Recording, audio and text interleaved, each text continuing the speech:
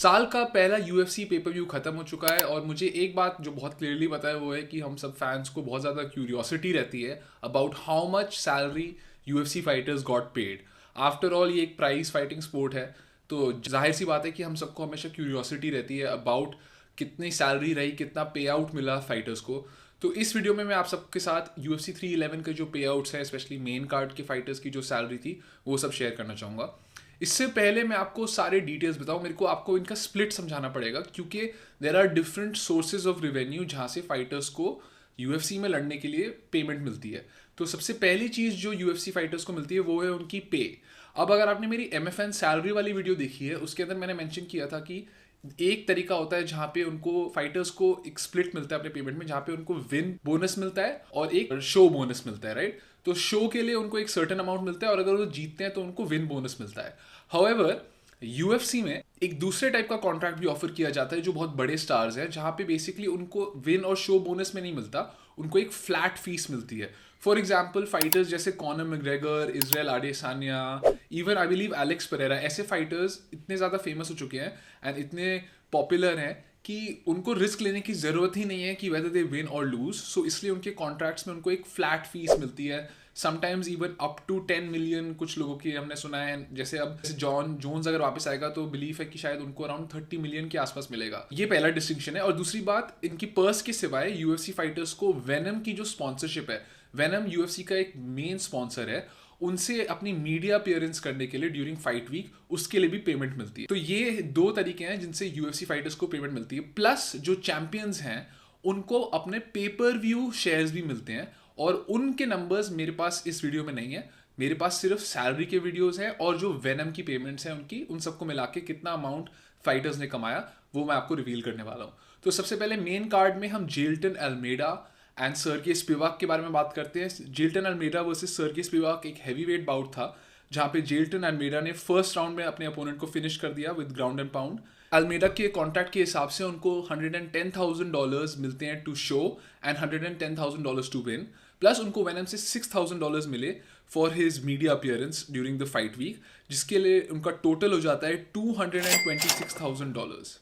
सर्गी Spivak जो उनके opponent थे उनको $100,000 मिलते हैं for show and 100,000 for win, plus $11,000 उनको मिला फॉर देयर मीडिया अपीयरेंस, तो उनका टोटल हो गया $121,000।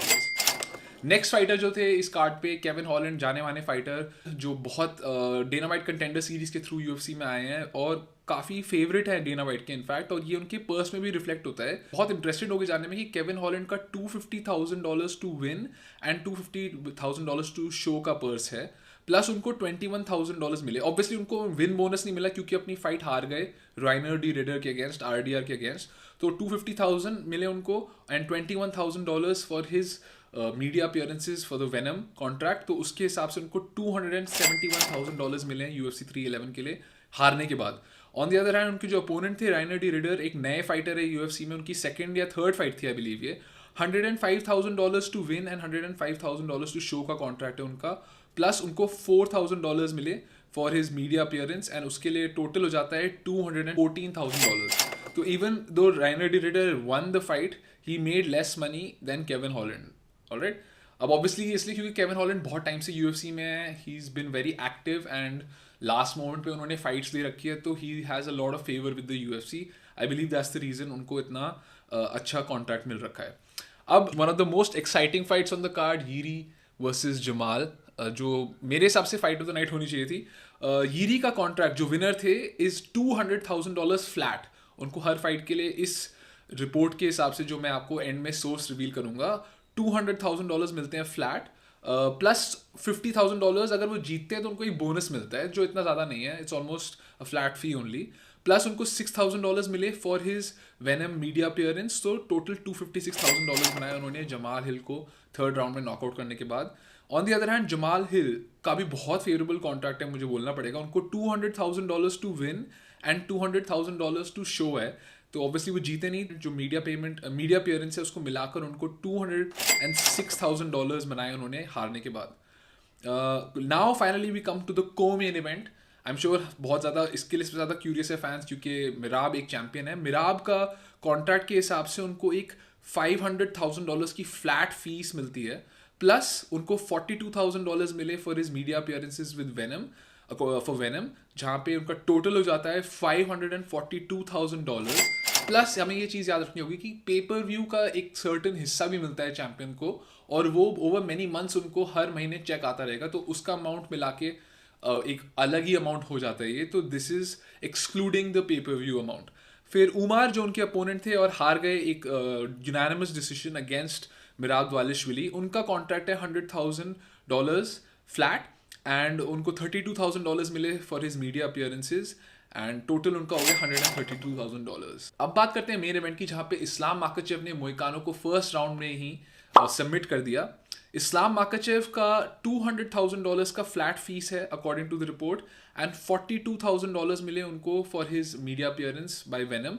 तो टोटल उनका हो गया $242,000 प्लस, जैसे कि मिराब के लिए मैंने बोला, उनको भी पेपर व्यू शेयर्स मिलेंगे। एंड आई एम श्योर हम सबको पता है क्योंकि कितने फेमस है वो, तो पेपर व्यू काफ़ी अच्छा किया है, तो उसके हिसाब से उनको एक कट मिलेगा उसका, और हर महीने उनको चेक रिसीव होएगा for the pay per view of UFC 311। Moicano को on the other hand $250,000 flat मिले हैं, एंड आई बिलीव ये इनको इतना बड़ा अमाउंट इसलिए मिला क्योंकि उन्होंने लिटरली 1 डेज नोटिस पे ये फाइट ली, एंड प्लस उनको $32,000 मिले from venom for the sponsorship, and total उनको बेसिकली उन्होंने बनाए $282,000 फ्लैट, एंड इनको obviously because is the challenger उनको कोई पेपर व्यू अमाउंट नहीं मिलेगा।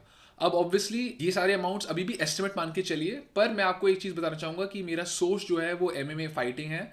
MMA फाइटिंग एक बहुत रेप्यूटेड वेबसाइट है जो MMA पे रिपोर्ट करती है, बेस्ड इन द US, और इन्होंने कैलिफोर्निया स्टेट एथलेटिक कमीशन से ये नंबर्स कलेक्ट किए हैं, तो काफ़ी हद तक हम मान सकते हैं कि ये जेन्युइन है। हाउएवर हमें ये भी जानना पड़ेगा कि जैसे मैंने मेंशन किया, पेपर व्यूज़ एंड काफ़ी बैक एंड पेमेंट्स भी मिलती है फाइटर्स को, सो हो सकता है उनको और भी मिला हो, प्लस बोनसेस जो फाइट नाइट पे मिले हैं उन सबको भी ऐड कर सकते हो आप, एंड उसके हिसाब से you can get a better idea of how much the fighters made in this UFC 311 pay per view, साल का पहला पेपर व्यू। तो अगर आप सबको ऐसा कंटेंट पसंद है, प्लीज़ चैनल को सब्सक्राइब कीजिए और वीडियोज़ को लाइक कीजिए। मैं आपसे जल्दी मिलता हूँ फिर।